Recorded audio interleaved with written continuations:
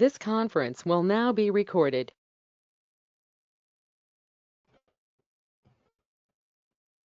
Good evening, everyone. Hope you all had a nice day. So, welcome to lesson 4. So, before we start today's session, let's have a quick recap of last class. So, yesterday we learned while loops, right? And then we spoke about what happens if the condition is always true, and if we have infinite while loops, how to break it. Like one is like using the keyboard interruption, and the other one is the break keyword. Then we discussed about conditional statements, if else, and how to code them. And today we'll start with functions concept. It's again an important concept of any programming language. We'll see what are functions. And after covering functions, we'll discuss about global and local variables. And then after finishing global and local variables, if there's time, we'll introduce what are data structures today. We are going to see a simple data structure called list. So let me quickly share my screen. I've already shared the Google Colab notebook. You can make a copy of it. And before I proceed, is my voice clear today?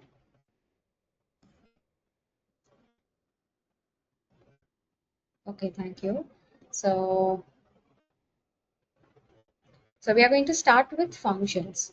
So if you had any other programming knowledge, you would have understood like what I'm going to talk about. So functions here is a block of organized reusable code that is used to perform a single related action. Till now, when we are using this print function, type function, or input function, we were calling them already functions before.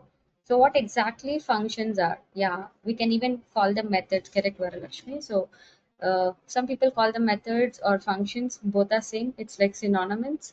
So it's like with a simple analogy, you can understand that function is like a machine which takes some input, not always needed actually, and gives some output. So in real life, we have different machines and each has its own task associated with, and it would return the output based on the machine need, like what is the purpose of that particular machine. If it's an ATM machine, it would give us the cash depending on the inputs given to it or the receipt. So, and we can reuse the ATM machines. Like once we use it, it's not like we are discarding it, and for other person we have to build a new ATM machine. For programming language also, the functions are made in such a way that they are organized, they are reusable. The main task of functions is we can reuse them to perform like task when you change the inputs. Like you can reuse that particular code, so how many ever times you want it. So while on functions help in reducing code repetition. It organizes the code, it improves the readability and reusability. So once you use this print function, type function, we are actually reusing them, and we didn't write any code for those functions. They were the ready-made functions given by the Python author. Depending on the task, we are learning about those functions existence and we are using it, but we are not writing any code for using the print function, or we are not writing any particular code for using the type function there. But today we are going to talk about this inbuilt or ready-made functions and user-defined functions. So Python has set of ready-made functions, or you can call them like built-in functions, like print function, type function, what is length function. We are going to see it soon. So these are already available for use. We can directly use them. So user-defined functions are the functions we can customize. So if you want to create a user-defined function, we have to follow some syntax. So it's like the ready-made functions and the custom-made functions. So if you want to create a function for our own purpose, if there is no ready-made functions existing, if you want to create our own customized function, the syntax is there's a keyword called definition like def, and you have to give a name. Like we saw how to give names for variables, so we have to follow the Python identifiers, some rules for naming the variables, right? So following the similar rules, we have to name the function according to the function we are creating. We name them, and you have brackets. So whatever inputs we are giving, what is that function task, like what it exactly has to do, we'll write it inside the uh, body of this function here. So how to do it, like we are going to do it in the coming activity. So the main keyword for creating the function is this def. So for if conditional, we had if as the keyword. For while loops, we had while as the keyword. So for creating functions, the user defined functions, so we have def as the keyword. So we had used input function before, right? So whatever we have discussed from last 1 minute, what do you think input function is? Is that a ready-made function, or is that a user defined function? Ready-made or user defined?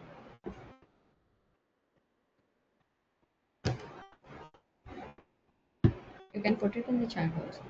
Ready-made from Python, right? Built-in function, correct. It's a ready-made function. We are not writing any code for this. So we are going to see how to create our first user-defined function. So we can put these functions in different categories. Like first, we are going to write the function which takes input and returns output. So we'll create our first function for addition. For example, till now, if you have to do simple addition, what we have done is I'll define a equal to 5 or b equal to 6. Then I'll write a plus b. Then you're going to get, so first time it would connect. So either you can directly do a plus b, or if you want to save it in a variable also, you can do it. But if I want to do it for a different values, I have to change the values here, then run it again. So if I have to do this 100 times with different values, so I have to repeat this 4 lines of code like 100 times. So instead of doing it, I can create a user defined function. So here for addition, we have ready made function, but we are creating user defined function with addition because it's easy to understand. So we are going to create a function which takes two numbers as inputs and returns their addition as an output. So how to create a user defined function for this simple example of addition is, first keyword is def. So I just type def, and I want to give a name for this custom made function. So it's an addition, right? So I give a name which resembles the method we are working here. So let me just give the name add numbers, or you can take like add numbers, add name, like anything. And I want to add two numbers. So I'm going to add two numbers. So let's take it like number one. So I'm giving the variable names here. So you can give a or b, you can give a x y. So and the colon, if I just press enter, I'm inside this function block, four spaces. So if your settings has two spaces, when you press enter, you would be having two spaces. Both are correct. Like you can customize it, but you have to maintain the same consistency. So here, after I give the input number one, number two, I want to add them and save it in some variable. Here I'm saving it in result num2. So it's going to add it. So there's one more important keyword inside this custom made function, that is return parameter. So you have to return. Here we are actually concentrating on the results after adding these two numbers. So once I custom made this function, the task of this function is to give me the results of any two numbers we put in as the inputs. So I want return as result here. If you just look at it carefully, def is the keyword for creating the function, and we are naming it according to the purpose. Like here I want to add two numbers, so I just give a name which resembles that, add underscore num. You can give any name as the function name here, but again you have to follow the rules of Python identifiers. And I want to add num1 num2. So result is num1 plus num2. I want to return the result. So if I just run this, so I did run this activity, but I don't see any output here. So when we run the above code, we do not get anything in the output. This is because to use a function, you need to call the function. We call it like calling the function. So that means the function is ready, but to use it, we have to call it. So calling is very easy. The function calling, so just by the name and the brackets, if two inputs are here, like we have to provide two inputs. If you just call it by the name we have given is add underscore num with empty brackets like this, it would throw error because the structure I made here is it's expecting two numbers here so that it would add these two numbers and give me the result. So that's the structure of this user defined function. But I didn't provide any inputs, so I got an error saying add number missing two required positional arguments, number 1 and number 2. So now I just want to add like two numbers, 767 and 097. If I run it, okay, let me just remove the prefix 0. Yeah, so I have like addition of 767 and 97. Like I'll make a simple addition, 5 and 9. So like the same function, like the main purpose of function is to reuse it. So if I give different numbers, it would add it. I can use it like any number of times. So we saw that if we give zero inputs, we got error. So if we just give like third input, you'll get error saying like, if you have made a function where it's going to take two inputs and then add the result, we have to accordingly follow the rules. So, and any questions with this? By creating a simple function, we are going to slowly add in few things to this, but for this, like here, creating your first function for adding two numbers. Any questions? Okay. You can also try it like from your end by changing just the, instead of taking num1, num2, take a, b and see what happens.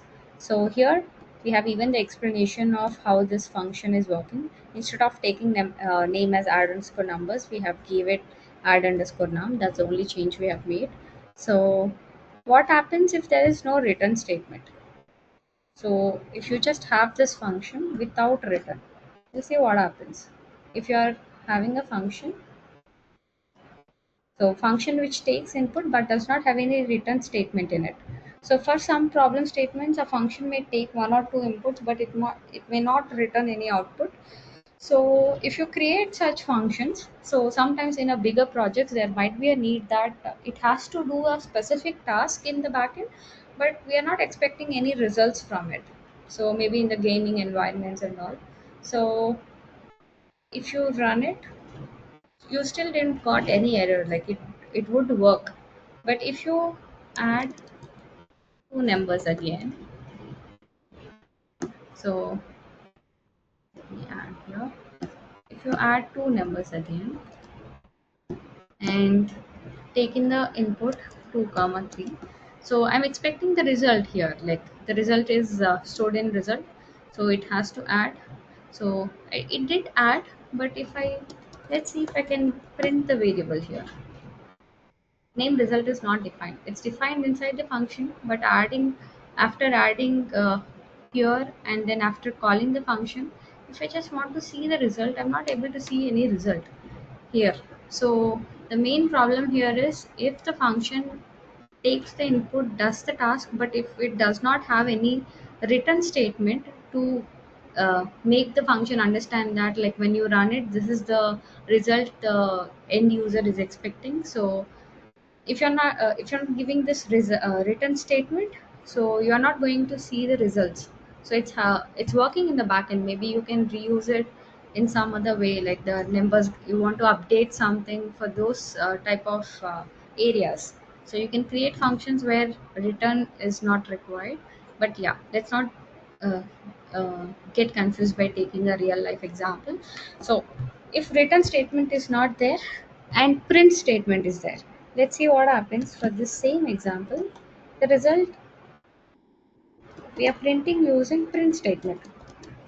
Here also we don't have the written statement. We are using the print one. So if I run this, so if I run this, I got the output. I'm able to see like 2 comma 3 is 5. So it feels like it's working. But here we didn't wrote the main written statement. We just printed the output here.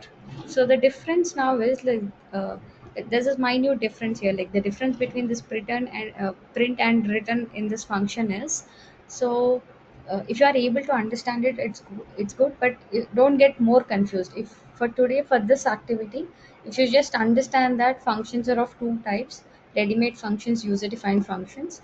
Ready-made functions, we directly have to use them, and we just have to know it, like what is the task of that function, that's it. But if for user-defined functions, the syntax is def keyword, you give a function name accordingly, like what exactly that function has to do. Depending on the task, we do build the logic. Now we are trying to understand the importance of return statement.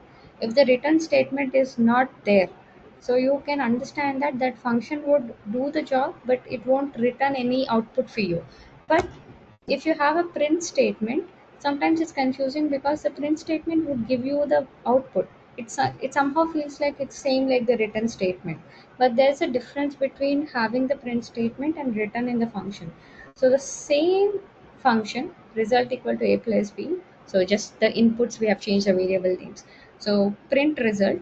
So the output which you are getting from this function, you are saving it in some variable, and you are printing this output also. If you are saving this output at number 3 comma 5, we expect that it prints 8.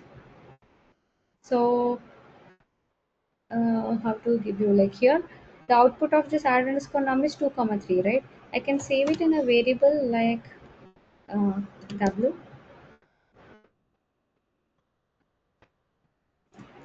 If I just run it, I still get 5, right? So whatever output I'm getting for this function here, I'm saving it in some variable. The output I'm saving it in some variable and printing it w, I'm getting 5. Here also, the same thing. If I run this without this also, okay, that would be the indentation error. So it's 8, right? Instead of directly printing 8, I'm saving it in some variable, and I want to see this output. So output is 8 here, right? So let me just use print statement over this. It should be technically 8. For here, you got the result as 8, but when I'm printing the output itself, it's none. So because we didn't have the written statement, the output here is none when you are printing it. So it's just displaying the result, but you are not getting the actual written value. So if it's confusing, you can leave it for now. But if you can understand this, just try to read it. So the difference between having the written statement and the print statement and the written statement. So here, once you get the output from this function, so you are able to display the results like 8 here, but it's not the value. Like if you want to do some addition, like with the same example,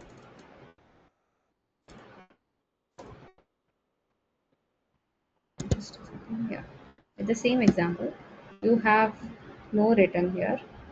So if you had written before, here I'm running this again. If you had written before, after adding, if you want to do more operations on it, like if you want to add value 10, so here the result is 14 and you want to add 10, you can do it, you get the result 24.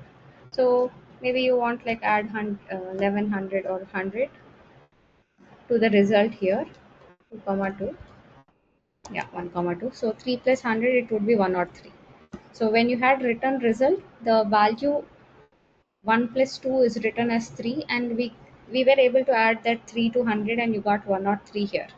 But for suppose you had only print but not the return, so if you want to do the same task, so here we don't have the return, right? You are still adding 2 comma 3. But if I just want to add 9, we got the error here, right? It says you cannot add none type and integer here because it's only the display of value. It's displaying the result of this print statement. It's not giving you some output which you can reuse it. So just make sure, like when you want some result out of the function, have the result statement, not the print statement. Like have the return statement, not the print statements. It would do only the display, like it's only the display. You cannot manipulate those values like the one before where you had the written statement. If you understand this, it's good to go at first view, but you can try your own examples with print and written. So you can even have functions which does not take any input but returns output. So you have no input, but each time you run this function, you want to return only output like Python. So it would still work. You won't get error. So if you had, so you can print the output of no input. So without print also you can just call it. The function name itself no input. Yeah. So it would give you the whatever text written here. So you can have functions without input and give it can give output. You can have function without written statement, but if you like without written statement, what exactly is happening, you just have to understand with this activity. Here it's a simple function where you have the written statement and where we are adding two numbers.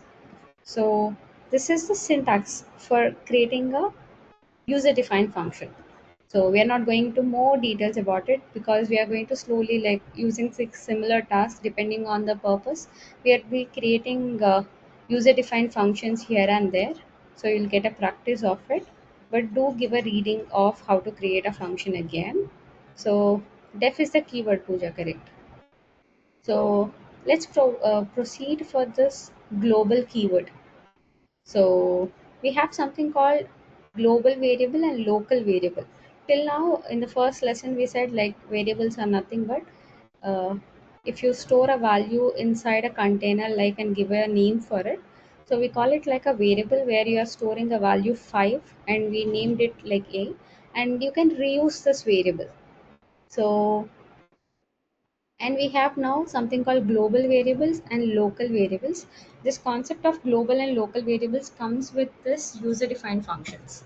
So when you create this user defined function, we have global and local, and understanding which is global and which is local is easy because the variables which are created outside this user defined functions are called global variables. The functions which are declared inside user defined functions are called local variables. So it's easy, like when you create a custom made function, any variable which is created outside, we call them global. Inside the function, they are the local variables. So you can see like the syntax will be something like this. Any functions you create outside will be global variables. You create a function and you create some variable inside the function, they become local. So let's create a simple again add function.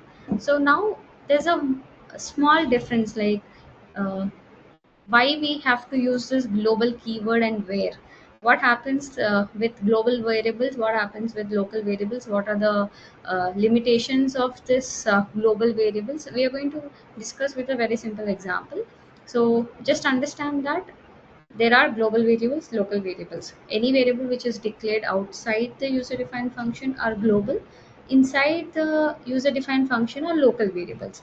So write a function that uses global variable and changes its value.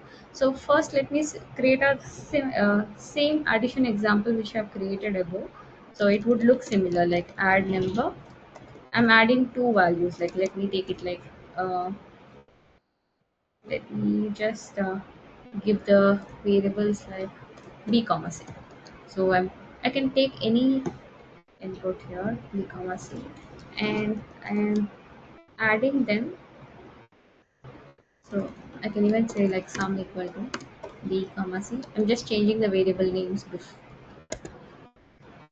and I want to return sum. It's the same function which we just created above. So if I now want to add num, I'll just give values like 1 comma 2. So it's like same like before, right? What would be the result if I just run it? I just created a function, add underscore number, and given to, it's a custom made, right? I'll be creating it with some variable names. So I'm giving the values 1 and 2. So it's adding 1 and 2 together and it would return the sum. So I'm adding 1 and 2. If I run it, the output would be 3. So it's a simple one. Till now we were using the same example. So here for the same example, what I'm going to do is I'll just copy it, put it here. I'm going to add one local variable above this. Sorry, global variable. So let me take a global variable file. So this is, I'm commenting this. After the hash, whatever you write it, they are the comments. This is the global variable I created before the function. Inside the function, let me create one more variable. I'm naming it as D. So let me just take the value as 2. You can take any value. This is my local variable. I didn't make any changes to the sum. I just created one local variable for the same function. Just added two lines of code. If I run it, it's still the output 3. Didn't got any errors or so. So for the same input, what I'm going to do next is I'll put it here as one extra parameter. What I'll do is for this sum, I want to add this D also. Now think carefully. What do you think would be the output now? So before it was all same. Like I'm taking B and C. Just that I added D here. So when you're taking the sum, it's B plus C plus D. So I'm again the function is taking only two inputs, B and C. So these are the global and local variables, but they have some values attached to it. So if I run this, what would be the output for this? You can go wrong. You can just try like error. Okay, you think like adding local variable would give you error. Okay, 5. Okay, Puja. Okay, so let me run it. So here line like Python executes line by line, right? So once first line variable a is created with value 5, it's a global variable. Then the function starts creating. The function would take only two values, which is b and c. It would see the next line variable d is created, which is having sorry, which is d here, and then it sees sum here. B plus c, it would depends on whatever inputs we give it. So it's 1 plus 2, and d value is 2. So when you run it, so you're going to get the sum, but sum is adding three numbers, so you're going to get 5. That's correct. It's 5. Okay, you're not going to get error like this. So the same example, I'm going to add a also. Now what do you think? What would be the output?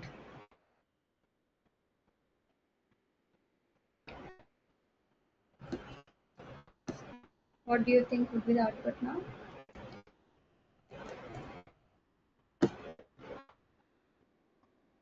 A is not defined. Okay, A is defined here outside. So you're thinking like you're going to get the error. A is not defined. Any other answers? 10. Okay. So let me run it. Correct. So the output is 10. We've still not got the error, right? It's going smooth till now. So what I want to do in the next step is, so this step is crucial because here we'll understand, with this step, we'll understand the difference between global variable and local variable. Till now it's okay. So after doing the like summation b plus c plus d plus a, what I want to do is like I have the value of a as 5, right? I want to increment the value of a to 7 just by writing this increment statement, a equal to a plus 2. What do you think would be the output now?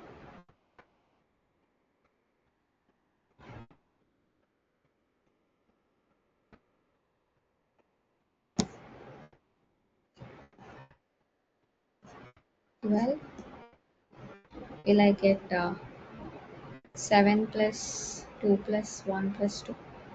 So if I just run it, now I'm going to get error. So just by adding this line, this is a new new line which I added, right? Till now I didn't got errors, but when I wanted to modify this a inside this function, I got an error saying cannot access local variable a where it is not associated with a value. Now it's looking for some local variable a which is not having any value here. So it's not finding a now when I want to change the modifications. If I had some value a here, it would have worked, it would have accessed that value. But you have to remember that when you have a global variable, they can go inside the user defined functions, and they can participate in doing the additions, or like for printing some values they can participate. But when you want to modify that particular value, you cannot do it inside the you cannot do it inside the user defined function. The modifications cannot be done for the global variables. But we have a solution. Like if you want to modify the global variable, you have to declare the variable as global inside the function like this. We have to add this function line.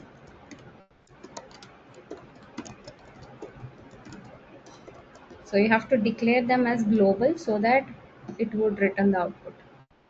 Only then you'll get like 5. So after taking the sum, we are actually changing the, we are adding it.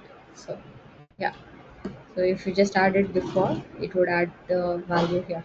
So the global keyword, so the whole activity is about this global keyword, right? So for the global variables, if they want to go inside the function, do some participate in some jobs like this, it can do it. But if you want to modify itself, you cannot do it.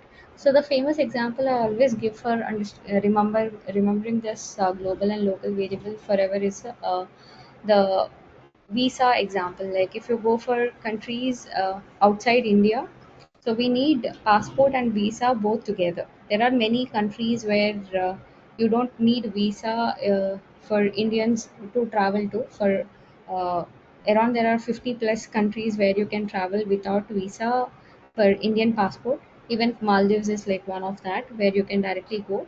But this is only applicable when you are traveling as a tourist.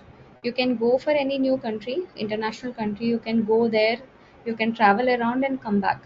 But what if you want to settle down there, and if you want to work there, will it possible without any visa, any particular work permit? Can you do work there in international countries, like foreign countries? They'll put us in the jails, right? So it's not possible, like to work there without permits. So you can travel as a tourist. So here the global variables, they can travel like a tourist inside this user defined function, but they cannot work there without this work permit which we are giving it by using the global keyword. So if you remember this, it's going to be easy for understanding this global variable and local variable. So working inside, they need this permit. So just like a tourist, they can roam around, but they cannot do the work in this foreign country. These global variables which are declared outside, this is the foreign country for them. So any questions here? So we cannot modify the value of global variable locally here. And there is some other concepts, like I don't want to right away complicate it. We'll take it after getting used to some more concepts. But here, if you just understand this, is good to go. Yeah, that's correct. Like we cannot modify the value of global variable inside the function. We have to declare this global keyword. Once you declare this global keyword, you can actually modify the values inside it also. So this is about global and local variable. Any questions? I want you to try this activity where you have to create a function that acts as a simple calculator. You're going to create a user defined function where you are going to take 4 arguments, but those are not the variables. You have to give them like the operators, like plus operator, minus, asterisk, and the backslash. So you have to use this and then create a user defined function which would act like a calculator. So maybe you can even take like 2 values as input and third value as the operator and try it. So when you give a and b and this operator symbol, it should perform addition or subtraction based on the inputs we provide.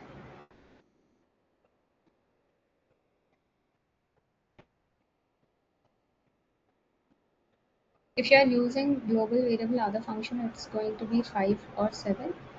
So you can do one thing, like you can try this, like create 2 functions, give different values, right, like run it, see like what happens. So with 5 and 7 we have to talk about a concept of call by reference and call by copy.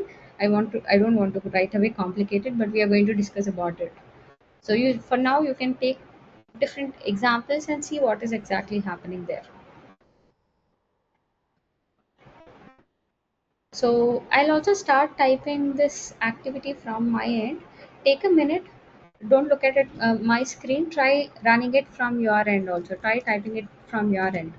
So I'll also start typing it.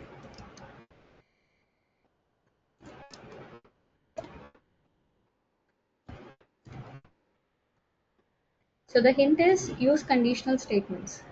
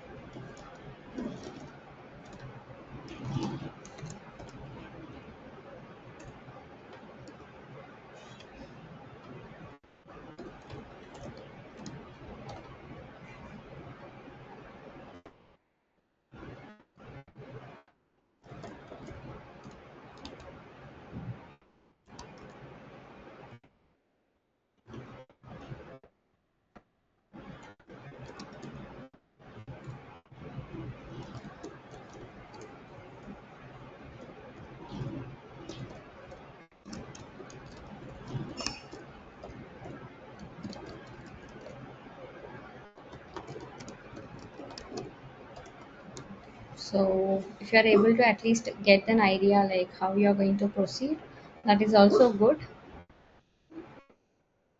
So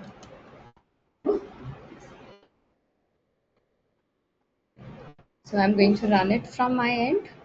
So if you are able to at least like plan on your mind, like to create this simple calculator, how you would have proceeded, that's good. But do try it from your end, such small activities, so that you get used to the indentations, how to use if else conditions, like how to use the functions and the loops. So here I just created a small calculator user defined function where I'm giving inputs A, B, and the third value will be then operator symbol. So it would go inside, it would check the operator symbol. If it's plus, then it would return A plus B. If it's not plus operator, if I would have given the subtraction operator, then it would go for the next statement, check. If it's minus, then A minus B, and so on. If none of the four operators matches, then it would print invalid operation, choose right operator. If I'm going to run this and use this calculator now, I'm going to give 8 comma 5 comma asterisk. So the output would be, okay, I have to pass in as a string, sorry, because I'm passing them like a strings here. So you can see that, yeah, I just got like 8 multiplied by 5. If I would have given plus, it would have acted like a addition. If I just give some random operator, it would just give me the invalid operation, choose right operator. So like this, you can create your own, depending on the logic, you can create the user defined functions. So this is about the functions concept. We'll see a new word which is called importing a module. So module is something, some functions in Python cannot be used directly. To use such function, you first need to import a module in which that function exists and then use the required function. So it's like for the print function, input function, we were using the functions directly. We were not using some surnames before it. You can take it like we were not using some module names before it. But in Python, there are some functions where for using them, we have to first import a module, and we have to put in this module name dot function name for it. So you can understand this like a with this example of a library. Like if there's a student who's going inside a library, and if the books are not organized, so if the books are like there are thousands of books and they're not organized, and if he's going inside the library to find a maths 10 standard textbook from the library which is not organized, so it would take like a lot of time. If it's lucky, maybe he would find it, and yeah, it's in rare conditions you find it. But if the library is not organized, if you're trying to find one book out of just 1,000 books, it becomes difficult for us. There inside the Python, in the backend, there are a lot of functions, lot of functions. So all these functions are organized, and some functions are organized inside modules. So you can understand that modules are like some shelf where these functions are organized. So if you want to use a function which is organized in a module, to use it, the syntax is first you have to import the module name, then the correct module name dot the function name. You don't have to start memorizing the module names and the function names. You'll get to use them, all the important functions. What we are going to try to use it, you'll get used to the modules and the module names and the function names. So there are a lot of functions, you cannot remember them like that. But for now, you understand that module is nothing but it's a collection of some special functions. For all practical purposes, a module is a collection of some special functions which are used occasionally. So sometimes after Python is made, there is this third party libraries got attached to the Python, like they are organized. So if you want to use functions from those third party modules, we have to use we have to first import them and then use it also. So just remember that it's a collection of some special functions which are used occasionally. The syntax is module name dot function name. So first we'll generate a function from a module called random. So import random module. There's a module called random. So there are many random functions inside that module shelf. So how to use it, we'll see it. So first we have to import it random, and there's this function called randint function inside this random module. The purpose or the task of this randint function is that if you give two inputs, the start value and end value, it would act like a like it would randomly generate one value between that range. For example, I want to generate a die roll. We know like die has six values from 1 to 6. So each time I throw a die, I'm going to get one random value, right? So in Python, I'm going to generate this die roll using this random function. But since it's stored inside this module random, I have to use the syntax module name dot function name, random dot random. And the task of this random function is you have to give the lower limit and the upper limit. Each time I run this function random, it would generate one value between 1 to 6. If I run it, so now I got the value 4. So when you are playing the board games at home, if you don't have a real dice with you, you can try generating on the Google Colab the virtual die and play the games. So if I run it to uh, one, so it's working like a die roll for me, like it's working like a dice for me. So each time I run it, it's generating the value between 1 to 6. But there are a lot of modules like this. So one of the module is random, and from the name itself we understand that inside this random module there are a lot of functions. Not one function, there are many functions which are actually related to some generating some random values. Here and there we'll use them in future also. So, and once you import for the one collab sheet, once you import the a particular module, you don't have to import them again and again. If you are using one more function from this same random module in the next code activity, you just have to use the syntax like module name dot function name, but you don't have to keep importing again and again. For whole collab sheet, if you just import once, it's okay. For the next day, like when we lose the connection, if you are rerunning it again, or then we have to reuse it, like rerun it again, but you don't have to import again and again. So we have put in this note point, we have to import a module just once before using its functions. We don't have to import it again and again in the same collab sheet. So we have to first import the random module, then we are generating an integer between 1 to 6. So if I do one more example,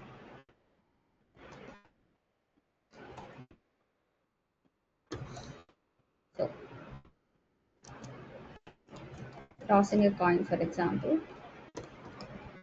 So we have only two sides, right? Heads and tails. Instead of heads and tails, I'm just giving 0 to 1.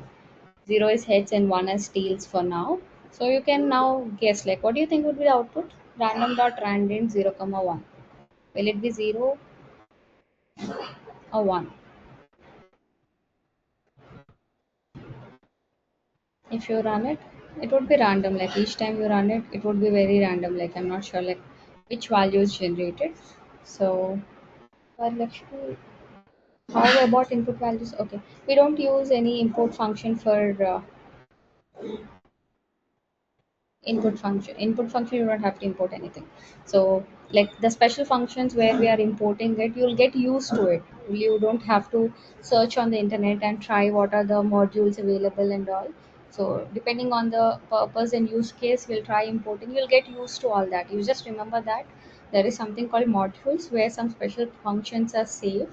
If you want to use such special functions, so we have to import the module name first, then that function names we give the module name first. So it's like the surname and the function name actually. So random is the module name, dot random is the function name. So this is about importing a module here, and you can try running this. Like if the input changes, so if you have 200 comma 220, then each time you run it, you're going to get one value between 200 to 220. So likewise in future, maybe after 7 8 lessons, we'll see one more random module. We are going to see few functions. Like here, using this random function, you are able to get only one value between this range, right? What if you want in this particular range 10 values or 15 values, we can generate that. All that will slowly run it. We'll slowly learn it. There's no hurry, so we'll go slow. So any questions with this module? Okay, great. So we'll just have an introduction to this Python list, and we'll stop it. Tomorrow we are going to we are going to discuss about this Python list. It's easy to understand. Query is for random function input values. So okay, tomorrow and day after, like it's weekend, we don't have classes. So we have class on Monday again. Yeah. So maybe okay. I'll just have like discussion for a minute about Python list and then stop it. So it's a data structure. Till now, when you create variables, we are storing only one single value inside it. But if what if you want to store multiple values? So we need a data structures. Then there are multiple data structures like list, tuples, dictionaries, which we are going to introduce in the coming classes. The first data structure we are going to talk about is list. The way we create list in our routine life, the same way here also you can make a list of multiple values. So for creating a list in Python, we have a syntax like using the square brackets. You have to create a list. So what are the features of this list? What are the functions we have for this list? We are going to learn them in the Monday's lesson.